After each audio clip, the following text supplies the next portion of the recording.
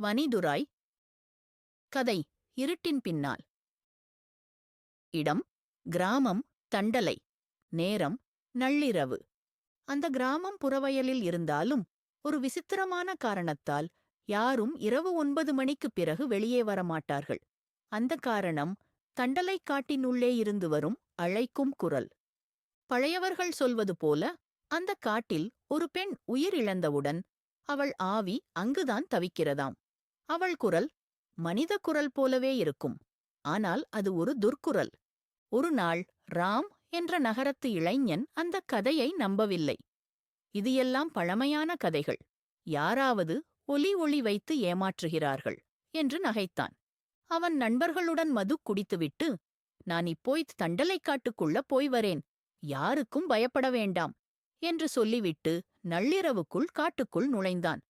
முதலில் எதுவும் நடக்கவில்லை. சந்திர ஒளியில் அழகாக இருந்த அந்த காடு நேரம் கடந்தபோதுதான் மாறத் தொடங்கியது. அழைக்கும் குரல் வந்தது. ராம், இங்கே வா. அவன் மூச்சை பிடித்து நின்றான். யாரு என்று கூவினான். பதில் சிரிப்பு. அது பெண்ணின் சிரிப்பு. ஆனால் அதன் பின்னாலே ஒரு விசித்திரமான இரட்டை குரலும் இருந்தது. அவன் ஓட முயன்றான். ஒவ்வொரு மரத்துக்கும் பின்னால் நிழல்கள் நகர்ந்தன.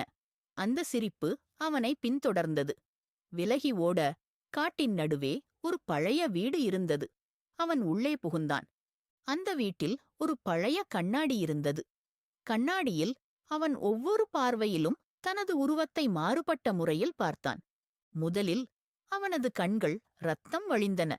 அடுத்த பார்வையில் அவன் உடம்பே இல்லை, ஒரு சாயம் மாதிரி நிழல் மட்டுமே. மூன்றாவது பார்வையில் பின்னால் அந்த பெண்.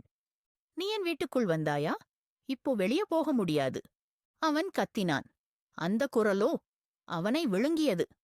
அடுத்த நாள் காலை தண்டலைக்காட்டின் அருகில் இருந்த ஒரு மரத்தில் ராம் தொங்கியபடி இருந்தான்.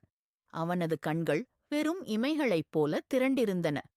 இப்போ அந்த குரல் ராமின் குரலாக மாறியுள்ளது. இரவு 9 மணிக்கு, வா, இங்கே வா, ராமோட விளையாடலாமா